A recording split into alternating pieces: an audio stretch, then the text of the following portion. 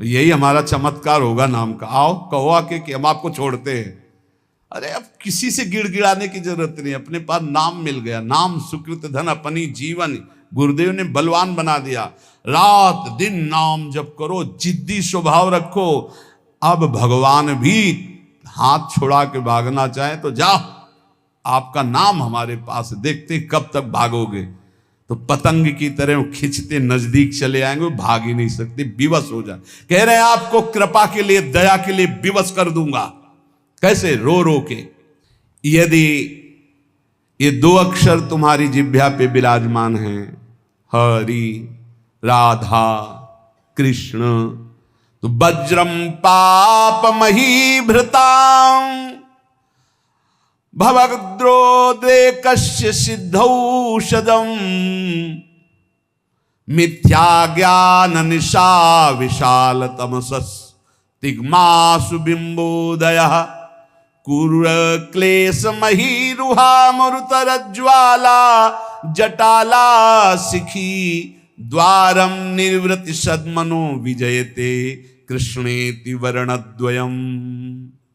कृष्ण राधा, ये दो अक्षर जब जिह्वा से उच्चारण किए जाते हैं तो वज्रम पाप महीभृताम, जैसे विशाल पर्वत पर वज्र का प्रहार हो जाए तो चकनाचूर कर दे, पर्वत को धूर धूर बना दे। वज्र की ऐसी महिमा है। ऐसे ही नाम की महिमा है कि जिसकी जिह्वा पर चलने लगा कृष्ण कृष्ण कृष्ण राधा राधा राधा, तो वज्र पाप महीभृताम, मानो पाप रूपी पहाड़ पर नाम रूपी वज्र का प्रहार हो गया। अब चकनाचूर हो जाएगा पाप रूपी पहाड़। पाप रूपी पहाड़ को चकनाचूर करने के लिए ये नाम वज्र के समान है। भवगद्रोद्रेकस्य सिद्धौषधम, ये संसार में जन्मना मरना इसे भवरोग कहते हैं। इस भवरोग की सिद्ध औषधि है नाम, दो अक्षर है, राधा राधा कृष्ण कृष्ण हरि हरि। गोस्वामी तुलसीदास जी के जासु नाम भव भेषज हरनि घोर त्रैशूल, तीनों प्रकार के तापों का नाश करने वाले आवागमन के चक्र को रोक देने की सामर्थ्य इस नाम में है। भवरोग की अचूक औषधि ये दो अक्षर राधा राधा राधा कृष्ण कृष्ण। भवगदोद्रेकस्य सिद्धौषधम, और मिथ्या ज्ञान निशा विशाल तमसस्तिग्मासु बिंबोदयः, ये मिथ्या ज्ञान रूपी रात्रि के महान अंधकार को नष्ट करने के लिए ये नाम सूर्य है। जितना नाम जप करोगे उतना ही आपके हृदय में शुद्ध ज्ञान प्रकाशित होगा। नाम जप करोगे सिद्ध औषधि है, आवागमन चक्र से मुक्त हो जाओगे। नाम जप करोगे तो ये पहाड़ के पहाड़ पापों को भस्म कर देगा। महाराष्ट्र से कुछ विज्ञ परिकर जन आए थे, भक्तजन, तो उन्होंने कहा कि पंचकोशों का बाध किए बिना कोई मुक्त नहीं हो सकता। अन्नमय कोश, मनोमय कोश, विज्ञानमय कोश, आनंदमय कोश, इस तरह के जो कोश हैं इनका बाध किए बिना कोई जीवन मुक्त नहीं हो। और आपके प्रवचन में प्रायः सुनते हैं कि नाम जप करने से जीवन मुक्त हो जाएगा, भगवत प्राप्त हो जाएगा। तो इन कोशों का बाध तो ज्ञान से होता है। तो उनको बताया कि आप जप करके देखो, प्रश्न करने से, उत्तर प्राप्त कर लेने मात्र से संतुष्टता नहीं होगी। आप जप करो, जप करोगे कुंडलिनी जागृत हो जाएगी, जप करोगे निरंतर प्राण संयमित हो जाएंगे, षट चक्र का भेदन हो जाएगा, पंचकोशों का बाध करने वाला ब्रह्म तत्व का ज्ञान प्राप्त हो जाएगा। कौन सा ज्ञान ऐसा है जो भक्त को ना हो जाए? नाम से जो चाहोगे वो प्राप्त हो जाएगा। मिथ्या ज्ञान निशा विशाल तमसस्तिग्मांसु बिंबोदया, मिथ्या झूठा ये मायाकृत जो अज्ञान रूपी अंधकार है, इसका नाश करने के लिए नाम भास्कर के समान है, दिव्य ज्ञान प्रकाशित कर देगा। जो राम राम भी नहीं जप पाते थे, मरा मरा कहते थे, इतना नाम का प्रकाश हुआ कि राम जी के प्रकट होने के पहले ही दिव्य उनके पावन चरित्र का गान कर दिया। विश्वास करो, नाम का प्रभाव। जो सादर राम राम नहीं कह पाते थे, उन्होंने संस्कृत में भगवान के पूर्ण चरित्र का गान कर दिया। ये नाम का प्रभाव। कोई ये ना समझे कि नाम से कैसे, जो योग से प्राप्त होता है, जो ब्रह्म ज्ञान से प्राप्त होता है, वो सब नाम जपने से सब प्राप्त। और नाम जप नहीं है तो शुद्ध ब्रह्मबोध हो ही नहीं सकता। ये काशी से आए हुए एक महापुरुष की बात।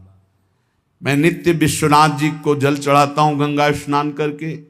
मैं नित्य वेदांत का अनुशीलन करता हूं गुरु चरणों में बैठकर। इतने वर्ष हो गए ब्रह्मानंद की प्राप्ति के लिए उपाय करते हुए, और 65-70 वर्ष की अवस्था संन्यास वेश।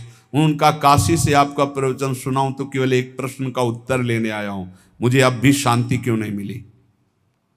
शुद्ध हूं, कहीं भी अशुद्ध आचरण नहीं, कहीं भी किसी भी तरह की कोई त्रुटि नहीं। क्या त्रुटि है जो मुझे शांति प्राप्त नहीं हुई? तुमका आपके दर्शन से पता चलता है कि आप शुद्ध साधक हैं।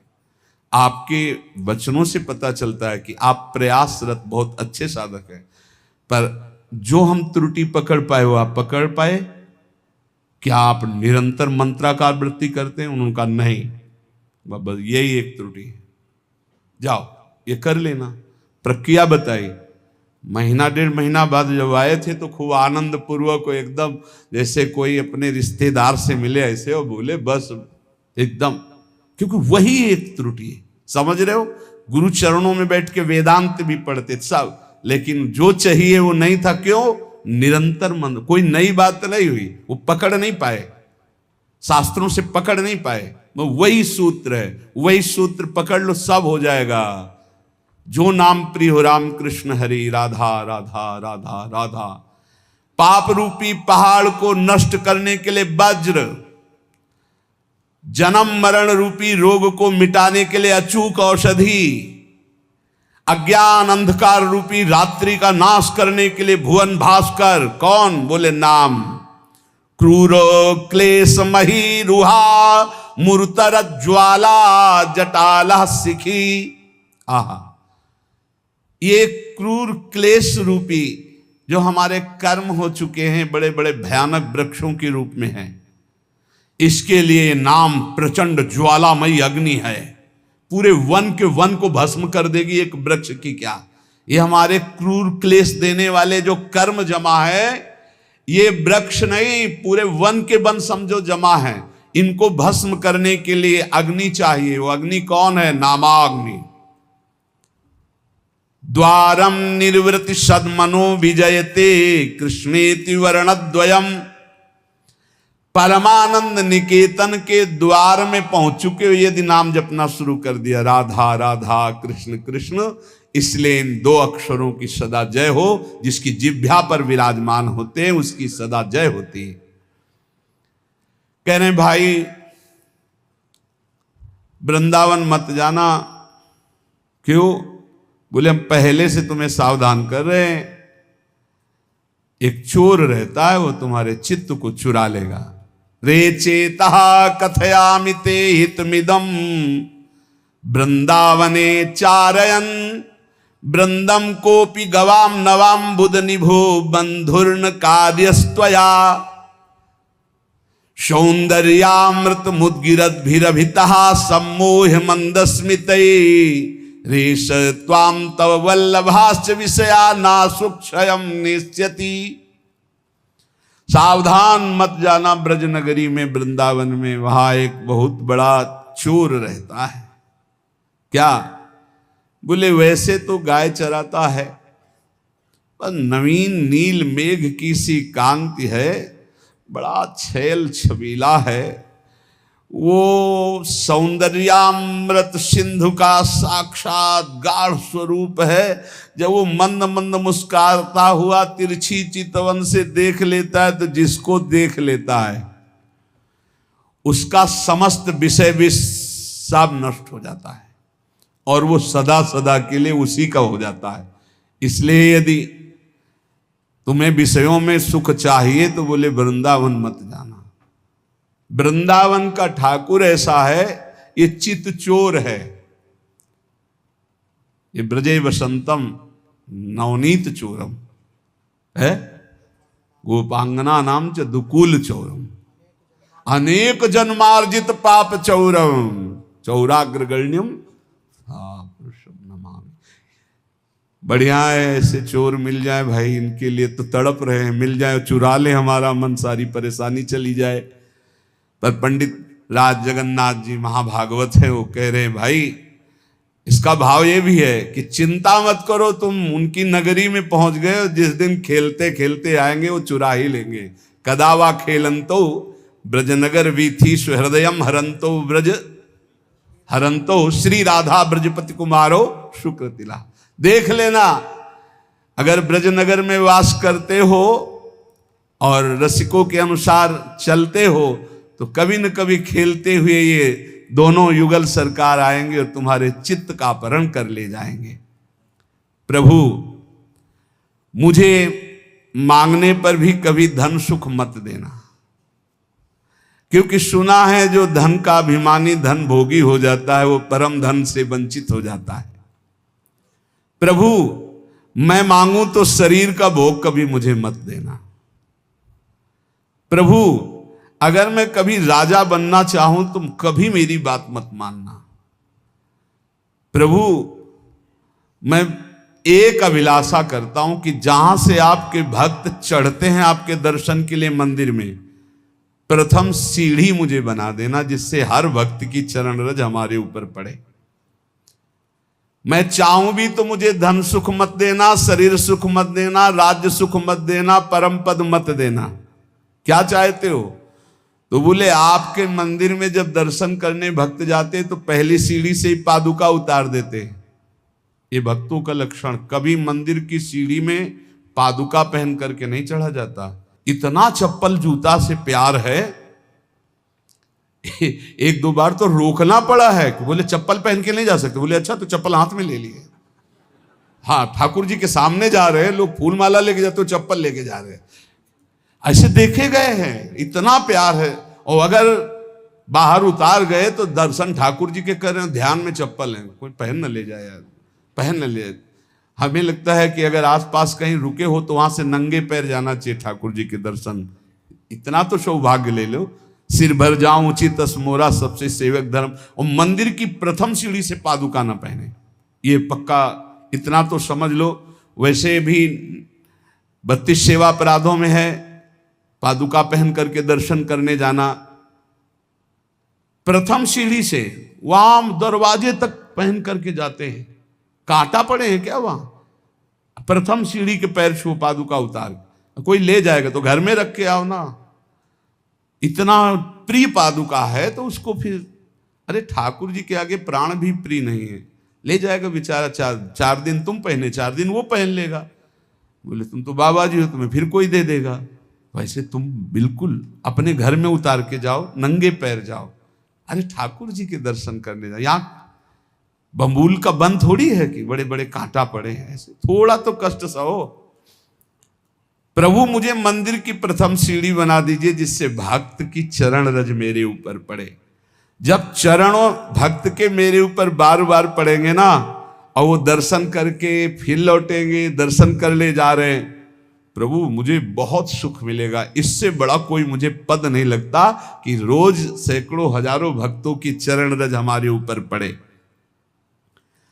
नाथ, या जिसमें भक्तजन पा करके अपने पात्र धोते हो, श्री कुलशेखर अलवार नाम के महाभागवत है, भक्तजन जिसमें पाकर अपने पात्र धोते हो उस नाली का कीड़ा बना देना, जिससे मुझे भक्तों की जूठन खाने को मिलेगी। कैसे भक्त है सोचो। मुझे धन, शरीर सुख, राज्य पद, परम पद नहीं चाहिए।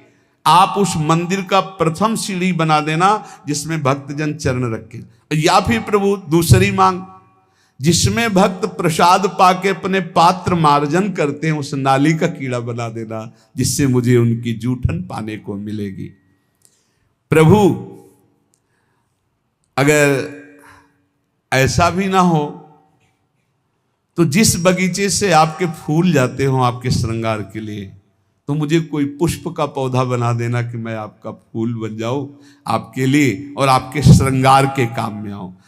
देखो, माता चाहे पुत्र उपद्रव करे या सौम्य हो, वो दुलार ही करती है, रीझ कर या खींच कर, जैसे भी वो प्रभु मेरी बात मान लो, मैं हूं तो बच्चा आपका, रीझ जाओ तो मुझे दे दो, खींच जाओ तो मुझे दे दो। ये प्रभु मैं रोता चिल्लाता छटपटाता रहूंगा जब तक आप मुझे ये नहीं दोगे। नाथ तुम चाहे जितनी उपेक्षा करो, ध्यान दो या ना दो, मैं चिल्लाता रहूंगा और जोर जोर से पुकारता रहूंगा, क्योंकि मेरी दूसरी गति नहीं। मैं भक्त चरण रज, भक्त जूठन या आपकी सेवा, यही परिणाम चाहता हूं। हे प्रभु मेरे को ऐसी सामर्थ्य दो कि मैं परिवार के बीच में रहता हुआ भी परिवार से ममता ना करूं। भाई ये बहुत जोर की बात है। ये ममता ही प्रियालाल के चरणों में प्रेम नहीं होने देती, और जन्म जन्मांतरों से इसी धोखे में फंसकर कि ये हमारे हैं, ये हमारे हैं, ये हमारे हैं, पूरा समय नष्ट हुआ, मरे, फिर इस जीव अकेले यहां से गया, फिर किसी नए परिवार, नया रिश्ता। हे प्रभु मुझे ऐसा बल दो कि मैं सबकी ममता का त्याग कर सकूं। ये श्री वृंदावन में विराजमान रास रासेश्वर,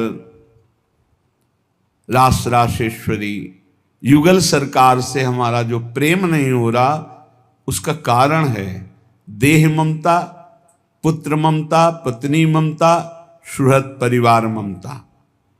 अब जितना आपको समय नष्ट करना है इसमें कर लो, अगर सार्थक करना है तो जल्दी से जल्दी इस ममता को प्रियालाल के चरणों में समर्पित कर दो। ममता समर्पित कर दो, सब वैसे ही चलाओ जैसे चला रहे हो। ममता अगर श्री जी के चरणों में नहीं हुई, इनमें हुई, तो अंतिम बात जो हमें उन्मादकारी प्रेम चाहिए था वो नहीं मिलेगा। क्योंकि प्रियालाल के चरणों से जो हमारा संबंध है वो तो है, ऊपर प्रकाशित होता है ममता होने से। एक अहमता ममता ये जग में है दुखदाई, ये जब श्री जी की ओर लगे तो होत परम सुखदाई। समेट लो, प्रवीण हो बहुत जल्दी समेट लो, मंद हो धीरे धीरे समेट लो, निकृष्ट हो समेट ही नहीं पाओगे, काल तुम्हें समेट लेगा। हमारी बात को समझ जाओ, कोई आ नहीं तुम्हारा, तुम नहीं हो किसी के, बस तुम एक अपने कर्तव्य को करने के लिए आए हो। तुम्हारा एक कर्तव्य है जो किसी जन्म में नहीं हुआ, भगवत प्राप्ति, भगवत प्रेम प्राप्ति। और सब कर्तव्य लाखों बार निर्वाह कर चुके हो, उन कर्तव्यों की ताकत नहीं कि आवागमन से रोक सके। आवागमन के चक्र को रोकने की ताकत एकमात्र भजन में है। जितना प्रिया प्रीतम का नाम जप करेंगे, लीला गुण गायन करेंगे, उनसे अपनापन होगा, सबकी ममता हटेगी, तभी भगवत तत्व का बोध या प्रेम प्राप्ति होती है।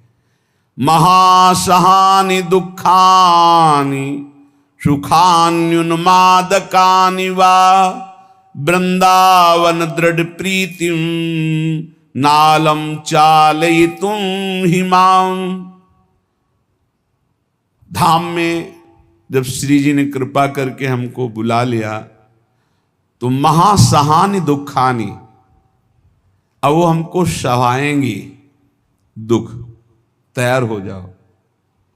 फिर सुखान्युन्मादकानि वा, ऐसा सुख मिलेगा जो उन्माद पैदा कर देगा, तैयार हो। पहले दुख भोगना है, फिर अपार सुख है। क्यों कहा कि दुख भोगना है? क्योंकि दुखालय संसार में आए हैं। जब भगवान अवतरित होते हैं तो लीला में भी दिखाई देता है बड़ा वियोग, बड़ा संयोग, बड़ा दुखद, बड़ा सुखद समय। एक समान तो बाहरी परिस्थिति में नहीं दिखाई दिया, अंतर में तो एक ही हैं, एक समान है, सम है, पर व्यवहार में कभी संयोग, कभी वियोग, कभी दुखद परिस्थिति, कभी आनंदमयी परिस्थिति। जब ईश्वर के अवतार लेने पर ऐसा है तो फिर मनुष्य, जब आप मनुष्य रूप में आए हैं, साधना में लगे हैं, तो दुख आएगा। दुख और महादुख,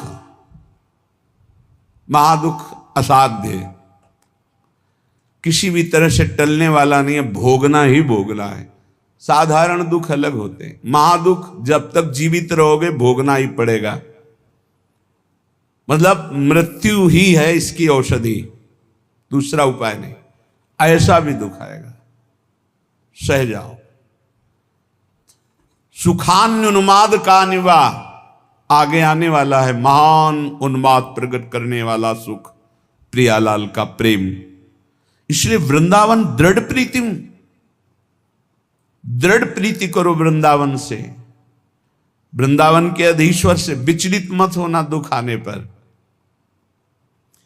क्योंकि हमारे कर्म ही हैं और कोई नहीं। हमारे ही कर्म हैं जिनको हमें भोगना ही पड़ेगा। तो हिम्मत कर लो, कमर कस लो, चलो इस मार्ग में। जैसे अभी आपको कोई दुख नहीं, कोई परिस्थिति बिगड़ी नहीं, बड़े आनंद से समय कट रहा है, बिल्कुल होश में हो जाओ, आगे आने वाला समय है।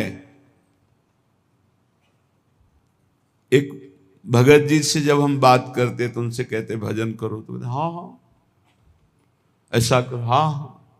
अब जब गिरा समस्या का तो होश उड़ गए, चेहरा उड़, वो शांति, वो प्रसन्नता सब गायब। क्यों? पहले से तैयार नहीं थे ना, उस दुख के लिए तैयार नहीं थे। इसलिए रोज सत्संग में आपको तैयार करते हैं।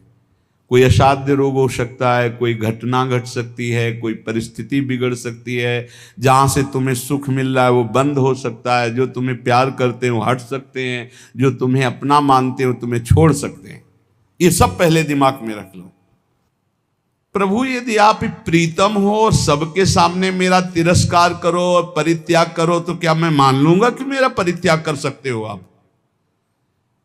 ये भक्तों की ठसक होती है, जाओ हम तुम्हारा त्याग करते हैं, तो हंसी आ जाना चाहिए। हंस क्यों रहे हो? तुम्हारा त्याग कर रहे हैं, आप कर ही नहीं सकते हो, आपका स्वभाव ही नहीं है, और सही आपकी ताकत ही नहीं है, पक्का ताकत नहीं। हम अंदर की बात करें, ना प्रभु त्याग कर सकते हैं ना गुरुदेव त्याग कर सकते हैं। गुरुदेव शरीर से आपको दूरी कर के नजदीक रहने से भी ज्यादा कृपा करेंगे, ध्यान रखना, ये स्वभाव है। जो नजदीक रहते हैं वो इस बात को पकड़ पाए होंगे कि संतों का एक स्वभाव कि नजदीक वाले का भले उतना चिंतन हो, लेकिन जिसे दंड दिया गया, जिसे डांट दिया गया, रात दिन उसका चिंतन होता है, उसका मंगल कैसे हो, उसका कैसे उन्नति हो। तो यहां कह रहे हैं भक्तराज जी कि यदि आप सबके सामने मेरा तिरस्कार करवा दो और कह दो मैंने परित्याग कर दिया, तो भी मैं नहीं मान सकता कि आप परित्याग कर सकते हैं।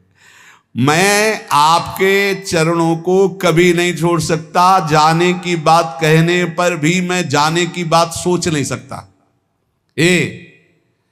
ये बात होनी चाहिए। चलो निकल जाओ यहां से। कहां? जहां तुम्हारा मन हो। तो हमारा मन तो यही है, हम नहीं जाएंगे। नहीं भागो, यहां तुम्हारे लिए कोई ठौर नहीं। तो हमारे लिए कोई ठौर है ही नहीं, तो क्या करें?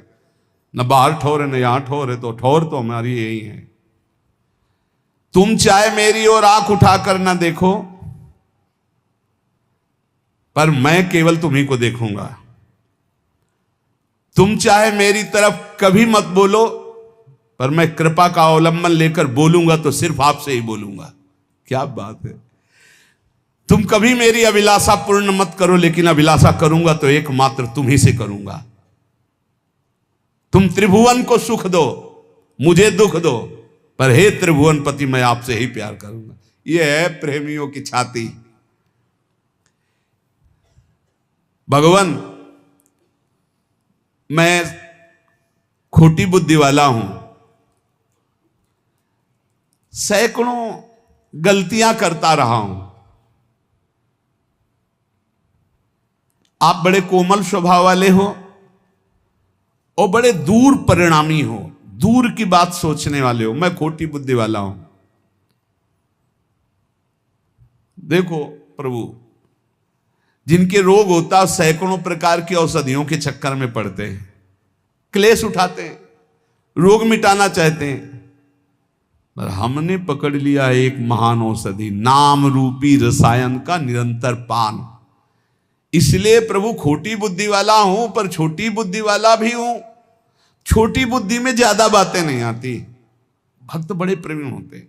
हमने तो आपका छोटा बस नाम पकड़ लिया है, राधा राधा कृष्ण कृष्ण, ये रसायन पान कर रहा हूं। और गोविंद अब आपसे कहता हूं निकल के दिखाओ, फंसा लिया भगवान को। खोटी बुद्धि वाला हूं, बहुत बुरा कर्म किया हूं, छोटी बुद्धि वाला हूं। जैसे लोग के रोग होते तो सैकड़ों औषधियों की चक्कर में पड़ते हैं, वो बड़ी बुद्धि वाले हैं, हम छोटी बुद्धि वाले एक औषधि में पड़े, नाम औषधि। नाम को पकड़ लिया, अब नाम को पकड़ लिया तो तुम निकल के दिखाओ, जाओ निकल के। ये खास ठसक होती भक्त की, नाम ने तुमको भी मोहित कर रखा है। अब पीने वाला तो छक ही जाता है इसमें, और उसको जो छू ले, जो सानिध्य, वो भी छक जाता है। इसलिए मैं कभी आपके द्वारा दी हुई सुदीर्घ यातनाओं से भयभीत होने वाला नहीं, मैं आपकी धमकियों में आने वाला नहीं। भगवान से कह रहे कि मैं तुम्हें छोड़ दूंगा, मैं तुम्हें त्याग दूंगा, तुम खोटी बुद्धि के हो। नाथ, अब आलस्य को दूर करके बस आपके नाम का निरंतर जप करते हुए आपको दया के लिए विवश करूंगा। रोता रहूंगा, पुकारता रहूंगा, राधा राधा राधा। कभी तो भनक पड़ेगी कान में, कभी तो दौड़ के आना ही पड़े, विवश कर दूंगा आपको। ये बहुत बढ़िया बात मिली है। कह रहे हैं बहुत छोटी बुद्धि वाला हूं, इसलिए ज्यादा विचार हमारे दिमाग में है नहीं, आपका नाम पकड़ लिया है।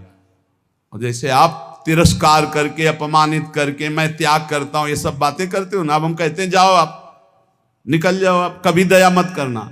अगर आपको दया के लिए विवश न कर दें तो बताना, क्योंकि मैं रात दिन आपका नाम जप करके आपको पुकारूंगा। प्रभु संसार सागर में गिरे हुए, दुख सुखादि द्वंद्वों की वायु से आहत हुए, स्त्री पुत्र आदि के मोह जाल रूपी भारी पाषाण से डूबे हुए, विषय रूपी विषम जलराश में बिना नौका के थपेड़े खाते हुए के लिए एकमात्र मैंने उपाय देखा है, वो है आपका नाम। सत्संग का सार रोज का निरंतर नाम जप करो। प्रभु के आश्रय में ऐसे दृढ़ रहो कि प्रभु भी छोड़ दे तो आप ना छोड़ो, सब छोड़ दें तो बात क्या, प्रभु भी अगर आके कह दे, पर आके कहना होगा राधा राधा राधा, आपको विवश कर दूंगा। इसलिए निरंतर नाम जप करो। बहुत कम समय है, मृत्यु नजदीक आ रही है, दुख का भारी कोई न कोई दरवाजा खुलने वाला है। व्याधि मंदिरम, ये व्याधि का मंदिर, कोई न कोई दरवाजा खुलने वाला है। अभी स्वस्थ हो तो ज्यादा उपद्रव मत करो, इधर उधर की गंदी आचरणों के ढेर मत लगाओ, नहीं तो आगे जो दरवाजा खुलेगा रोग का ना, फिर होश उड़ जाएंगे। होश उड़ा दो माया के, ये जन्म ऐसा है। होश उड़ा दो माया के नाम के बल पर। जैसे माया का बल कौन, हरि, ऐसे मेरा बल कौन, हरि। तो कोई कमजोर योद्धा थोड़ी हो, माया बहुत बलवती, तो तुम किसके हो, ममैवांशो, भगवान के अंश। माया भगवती माँ की तरह प्यार करने लगेंगी। होश उड़ा दो माया भगवती के, जो परास्त करने वाले हैं। वो कैसे, नाम कीर्तन से, भगवत यश गाम से, भगवान नाम जप से। जीवन का सार निरंतर नाम जप चलता रहे, एक क्षण भी मत छोड़ना, नहीं घाटे में हो जाओगे। ये घाटा कभी पूर्ण होने वाला नहीं। शेष चर्चा आगे। श्री राधा वल्लभ लाल की।